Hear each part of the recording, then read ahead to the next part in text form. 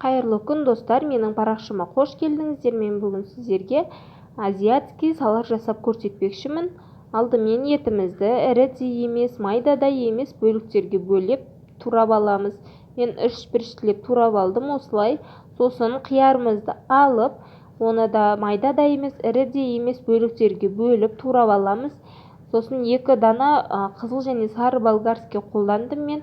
Қыздар, болгарскийді барынша майдалап тураймыз. Мен осылай бөліп турап алдым. Сосын қызанағымыздың ішіндегі жұмсақ еттілеу жерін алып тастаймыз.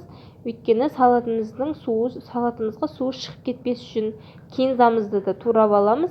Менде бұл жерде кориандр, қызыл бұрыш және де тұз, 2 ас қасық соевый сос және де қызып тұрған майымызды үстінен құйып, осылай араластырып қоямыз. Қыздар, жасап көріңіздер, өте дәмді болып шығады. Еш өкінбейсіздер.